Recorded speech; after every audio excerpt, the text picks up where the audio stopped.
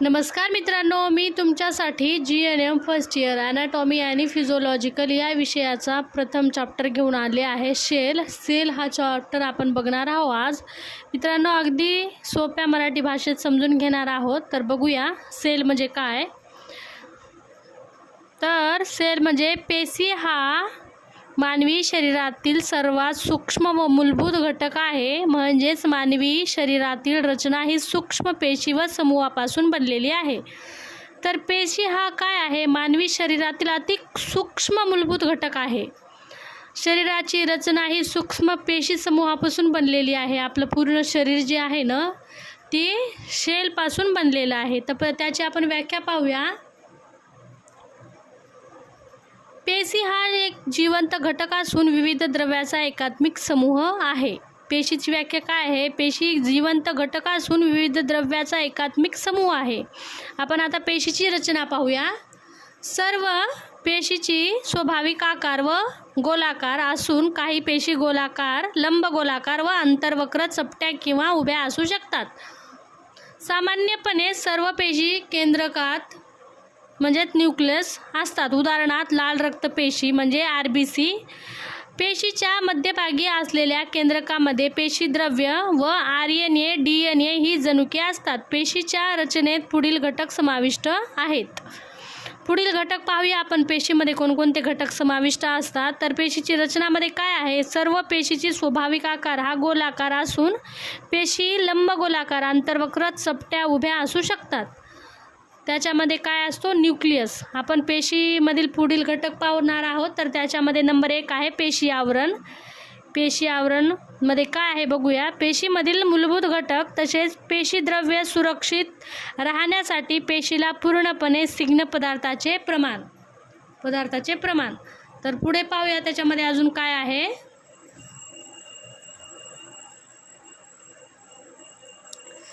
जास्त असलेल्या मेम्ब्रेनचं आवरण असते, यालाच प्लाझ्मा मेम्ब्रेन. सेमी पेरमेबल असल्यामुळे पेशीच्या कार्यासाठी लागणारे अन्नघटक ऑक्सिजन यात घेतले जातात. तर नको असलेले पदार्थ पेशी भित्तिकेद्वारे बाहेरील द्रवामध्ये उत्सर्जित केले जाते.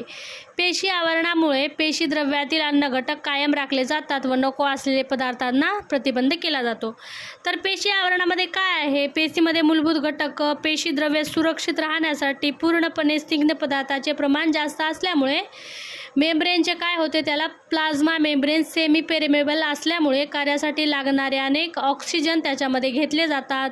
नको असलेले पदार्थ पेशी भित्तिकेद्वारे बाहेरील द्रवामध्ये उत्सर्जित केले जाते. आणि पेशी आवरणामुळे पेशीद्रव्यातील अन्नघटक कायम राखले जातात व नको असलेले पदार्थ आतमध्ये येऊ नये त्याच्यासाठी प्रतिबंध करतात. हे झालं पेशी आवरण. तर आपण दुसरा पॉईंट पाहणार आहोत. त्याच्यामध्ये पेशीद्रव्य.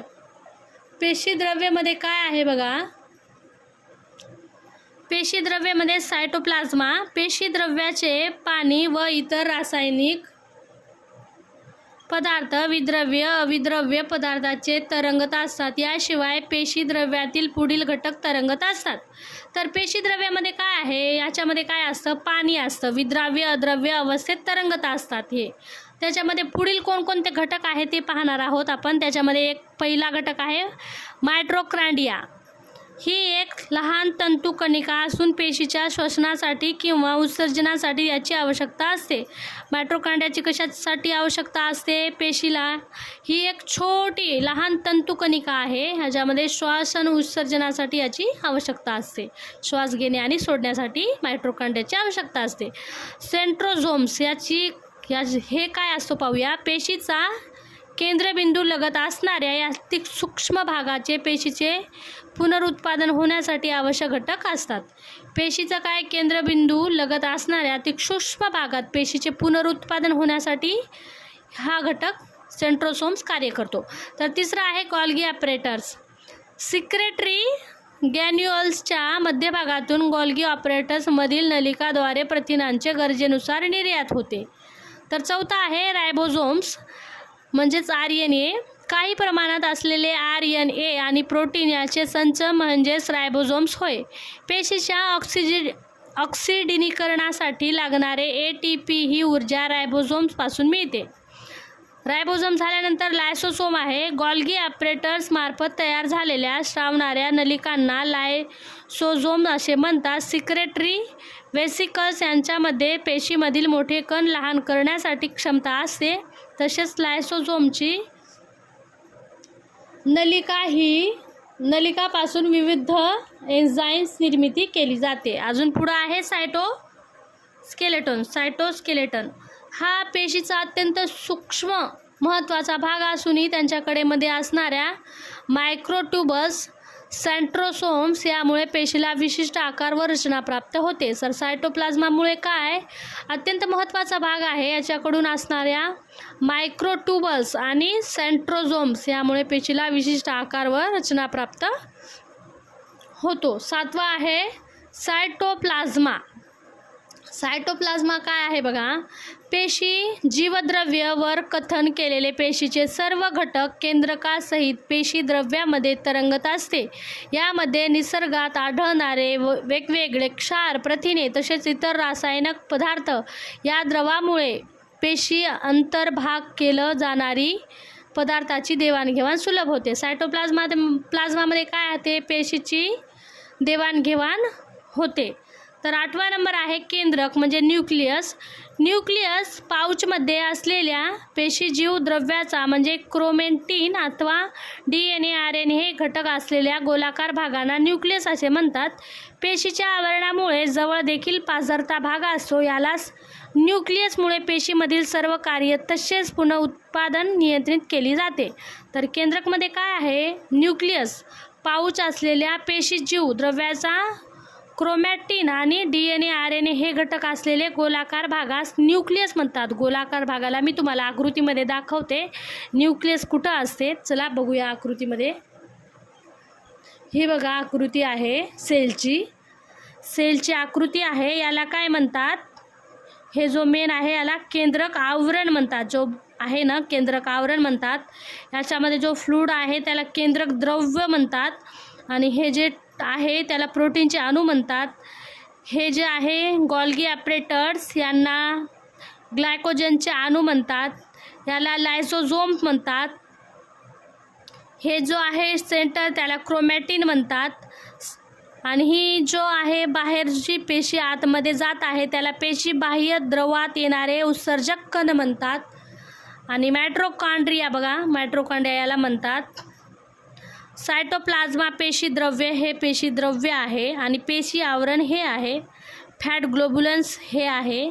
बघा तुम्हाला क्लिअर झालं असेल पेशीची आकृती. पेशीची आकृती पण 5 मार्कासाठी विचारली जाते. आपण पेशीचे गुणधर्म पाहूया. गुणधर्मामध्ये काय काय आहे बघा, पुनरुत्पादन व संरक्षण तसेच वाढ यांना अनुसरून असणारे गुणधर्म सर्वसाधारण पेशीमध्ये पुढील प्रमाणे आढळतात. त्याच्यामध्ये गुणधर्म पहिला नंबर 1 आहे श्वसन पेशीमधील म्हणजे सेल रेस्पिरेशन. पुढे पाहूया आपण सेल रेस्पिरेशनमध्ये काय होतो. तर बघा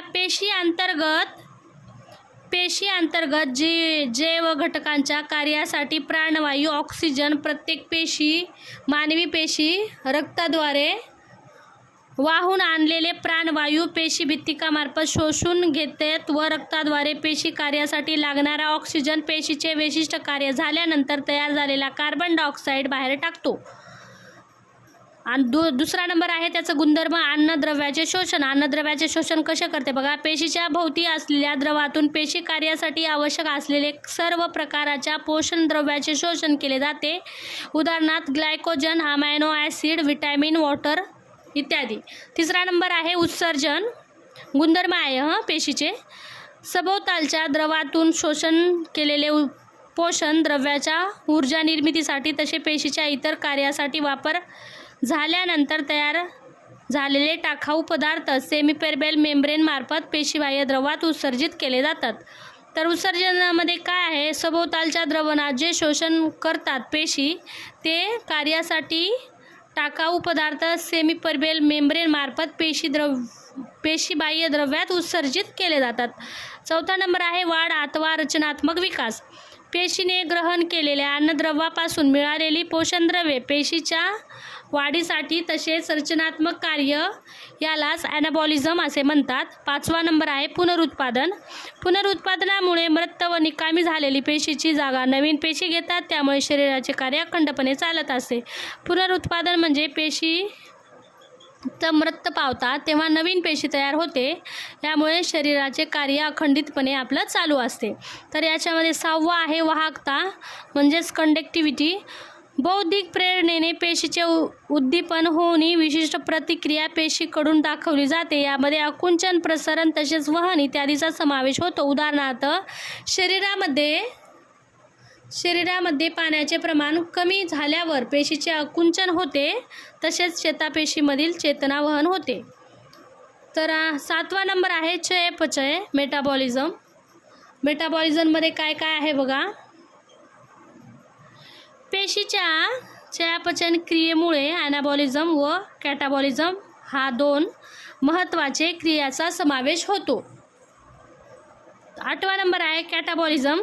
पेशीला जिवंत राहण्यासाठी लागणारी ऊर्जा शोषण केलेल्या पोषणद्रव्याच्या ज्वलनातून तयार केली जाते, यालाच कॅटाबॉलिझम असे म्हणतात. ॲनाबॉलिझम काय आहे बघा. शोषण केलेल्या अन्नद्रव्यापैकी काही पोषण शक्ती निर्मितीसाठी तसेच पोषण उष्णता निर्मितीसाठी वापरली जातात, या कार्यालाच ॲनाबॉलिझम असे म्हणतात. यामध्ये तयार झालेल्या उष्णतेच्या सहाय्याने पेशी स्वतःचे तापमान तयार करतात, तसेच स्वतः एन्झाईम्स व हार्मोन्स निर्मिती उष्णतेच्या सहाय्याने केले जाते. तर ॲनाबॉलिझममध्ये काय आहे. शोषण केलेल्या अन्नद्रव्यापैकी काही पोषक द्रव्य शक्ती निर्मिती वापरली जाते आणि कार्याला ॲनाबॉलिझम असे म्हणतात. यामध्ये उष्णतेच्या सहाय्याने पेशी स्वतःचे तापमान तयार करते आणि एन्झाईम पण हार्मोन निर्मिती पण सहाय्य करते. एन्झाईम्स हार्मोन तयार करण्यासाठी पेशी कार्य करते. 10वा नंबर आहे त्याचा गुणधर्म आयुमर्यादा. आयुमर्यादामध्ये काय आहे बघा. पेशीच्या पुनरुत्पादन क्रियेमधून नवीन बालपेशी निर्माण होऊन ठराविक मर्यादापर्यंत त्याची वाढ होते आणि विशिष्ट कालावधीनंतर मृत अथवा निकामी होते. पेशीच्या कार्यानुसार त्याची आयुमर्यादा वेगवेगळी असते. तर आयुमर्यादामध्ये काय आहे. पेशीच्या पुनरुत्पादन क्रियेमुळे नवीन बालपेशी निर्माण होते, त्याची वाढ होते, विकास होतो आणि विशिष्ट कालावधीनंतर त्या मृत पावतात, निकामी होतात. बघा ह्याच्यामध्ये दाखवलेली आहे ही एक नवीन पेशी प्रजनन पेशी तयार होत आहे. त्यानंतर त्याला टोलोफेज म्हणतात. दुसरी प्रोफेज आहे त्याला टोलोफेज. तिसरी आहे प्रोफेज.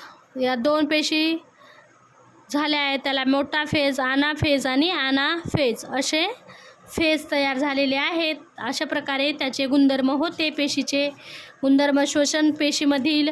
नंबर 2 आहे अन्नद्रव्याचे पोषण, उत्सर्जन, वाढ, विकास, पुनरुत्पादन, वाहकता, चयापचय, कॅटाबॉलिझम, ॲनाबॉलिझम, आयुमर्यादा झाल्यानंतर आपण पुढे पाहणार आहोत त्याचं पेशीच्या पुनरुत्पादन मेटोसिस अथवा मिओसिस पद्धतीने होत. सर्वसाधारण पेशीची निर्मिती द्विभाजन वाय पद्धतीने होते, परंतु स्त्री बीज आणि पुरुष बीज याची पुनर्निर्मिती संयोग पद्धतीने होते. द्विभाजन पद्धतीने पेशीचे पुनरुत्पादन म्हणजे मेटोसिस होतो. विशिष्ट मर्यादापर्यंत पेशीची कार्यक्षमता नाहीशी होऊ लागते. अशा वेळी दुसऱ्या पेशीची निर्मिती ठराविक कालावधी संपलेली पेशीकडून होत असते. हे पुढील प्रमाणे आहे. प्रोफेजमध्ये काय आहे, मेटाफेजमध्ये, आनाफेजमध्ये, टोलोफेजमध्ये काय काय आहे ते फेज आपण पाहणार आहोत. तर प्रोफेजमध्ये काय होते बघा. पेशी निर्मितीच्या या पहिल्या टप्प्यामध्ये पेशीतील क्रोमॅटिन केंद्रकाच्या आतमध्ये दिसू लागतात. यांनाच मेटोटिक असे देखील म्हणतात. मेटोटिक ॲप्रोटेसमध्ये 2 सेंट्रोल्स असून एक सेंट्रोज तारक केंद्र मेटोटिक स्पिलँडच्या सहाय्याने वेगळे होतात. अति सूक्ष्म तंतूने एकमेकांना जोडलेली तारक केंद्र सेंट्रिओल्स पेशीच्या दोन्ही टोकाला जाऊन स्थिरावतात. त्याचबरोबर केंद्रकाचे अस्तित्व नाहीसे होऊन द्विभाजक सुरू होतो. मेटाफेज केंद्रकाचे आवरण नाहीसे झाल्यामुळे केंद्रकातील क्रोमॅटिन. पहिले पाहूया आपण प्रोफेजमध्ये काय झालं. पेशी निर्मिती पहिला टप्पा आहे. पेशी निर्मितीचा हा पहिला टप्पा आहे. त्यानंतर आपण त्याला मेटोटिक असे देखील मला म्हणतात. मेटोटिक एप्रोटेसमध्ये 2 सेंट्रिओल्स असून एक सेंट्रिओल्स तारका केंद्र म्हणजे मेटोटिक स्पेंडलच्या सहाय्याने वेगळं होतं. म्हणजे हे बघलं आपण आकृतीमध्ये बघितलं ना कसं वेगळं होतं. याच्यामध्ये एक पेशीनंतर 2 पेशी तयार होतात, 2 पेशीनंतर अशा प्रकारे वेगवेगळी पेशी तयार होतात. तर आपण मेटाफेज पाहूया. मेटाफेजमध्ये काय होतो, केंद्रकाचे आवरण नाहीसे झाल्यामुळे केंद्रकातील मेटॉटिन म्हणजेच रंगसूत्रे पेशीच्या मध्यभागी तसेच दोन्ही सेंट्रिओलच्या मध्यावर एकत्रित होतात. दोन्ही सेंट्रिओल सारक केंद्र पेशीच्या दोन्ही टोकाकडे गेले असल्यामुळे क्रोमॅटिन्स पेशीच्या मधोमध सरळ रेषेत मांडणी करून घेतात. पेशीच्या दोन्ही बाजूस असलेली तारक केंद्र या अवस्थेला देखील एकमेकांना अति सूक्ष्म तंतूंनी जोडलेले असतात. ॲनाफेजमध्ये काय आहे, सेंट्रिओल्स म्हणजे तारक केंद्राच्या अति सूक्ष्म जंतूने जोडलेला असूनही परंतु त्याचे काही तंतू वेगळे असतात.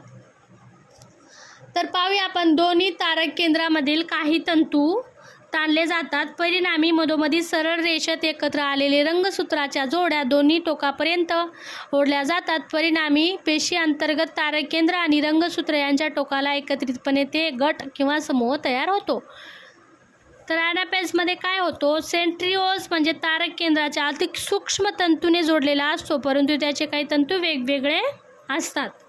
तर टेलोफेजमध्ये काय आहे बघा, तारक केंद्राचे ताणले गेलेले तंतू पूर्णतः नाहीसे होऊन नवीन तारक केंद्र दिसू लागते आणि केंद्रक आपल्या अखंडित झालेल्या आवरणाच्या पेशीच्या दोन्ही टोकाकडे 2 तसेच याप्रमाणे दिसू लागतात. एकाच पेशीमध्ये 2 केंद्र किंवा 2 तारक केंद्र तयार झाल्यामुळे ती पेशी एकसंघ किंवा एकत्र न राहता दोन्ही वेगवेगळ्या आवरणे तयार होतात. म्हणजेच 2 स्वतंत्र पेशीची निर्मिती होऊ लागते. टॉर्सल सेल म्हणजे बालपेशी नवपेशी कशी तयार होतात पाहूया. दोन्ही बाजूला तयार झालेल्या केंद्रकामुळे ताणल्या गेलेल्या अतिसूक्ष्म तारक केंद्राच्या तंतूमुळे पेशी आवरण आकुंचित होत असते आणि आकुंचित पेशी आवरण ताणले गेलेले तंतू मध्यभागी तुटून एकाच पेशीच्या 2 बालपेशी होतात. रंगसूत्रीची रचना अदृश्य होऊन पूर्वीप्रमाणे पुन्हा क्रोमॅटिन दिसतात. पेशी ते द्विभाजन होऊन 2 स्वतंत्र पेशीचे पुनर्निर्माण वरील प्रमाणे झाल्यानंतर बालपेशीची वाढ होण्यास सुरुवात होते. यालाच पेशीचे पुनरुत्पादन असे म्हणतात. लिंगपेशी वगळता इतर कोणत्याही पेशीचे पुनरुत्पादन द्विभाजन पद्धतीने म्हणजेच मिटोसिसद्वारे होतो. संयोगी पद्धतीने पेशीचे पुनरुत्पादन तर काय आहे, पूर्ण वाढ झालेले स्त्रीबीज व पुरुषबीज याचा संयोग अथवा मिलन झाल्यावर दोन्ही पेशीतील 23-46 क्रोमोझोम्स एकत्र येतात. त्याची जोडी 23 जोड्या तयार होतात. दोन्ही पेशीमधील केंद्रके एकत्र येऊन एका केंद्रकाची निर्मिती होते. 23 जोड्या एक केंद्रक मिळून नवीन मानवी पेशी तयार होते. तर पुढे काय आहे पाहूया.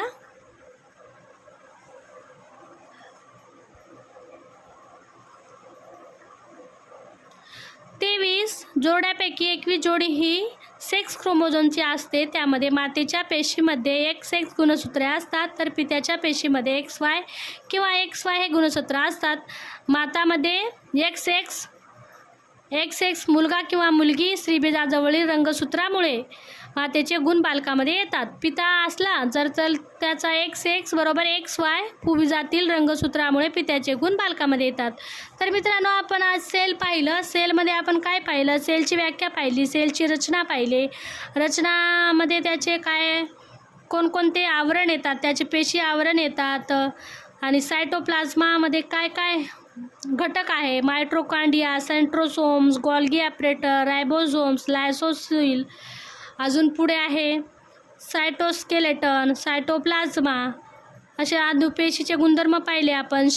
श्वसन पेशीमधील काय काय गुणधर्म आहे, मग अन्नद्रव्याचे शोषण, उत्सर्जन, वाढ व रचनात्मक विकास, पुनरुत्पादन, वाहकता, चयापचय, कॅटाबॉलिझम, ॲनाबॉलिझम, आयुमर्यादा असे पाहिलं आपण. पेशी आयुमर्यादामध्ये त्याचे मेटोसिस कसे होतो, त्याचा प्रोफेज कसा आहे, मेटाफेज कसा आहे, अनाफेज कसा आहे, टेलोफेज, टॉर्सल सेल्स बालपेशी कशा तयार होतात, संयोग पद्धतीचे पेशीचे उत्पादन कशा प्रकारे होतो, अशा प्रकारे आज आपण सेलचा चॅप्टर पाहिला आहे. मित्रांनो, व्हिडिओ आवडला, व्हिडिओला लाईक करा, मित्रांना शेअर करा. कोणते जर प्रश्न पाहिजे असेल तर कमेंटमध्ये सांगा. मित्रांनो, पुढचा आपण टॉपिक टिश्यू याच्यावर घेणार आहोत. भेटूया नेक्स्ट व्हिडिओमध्ये. Bye bye.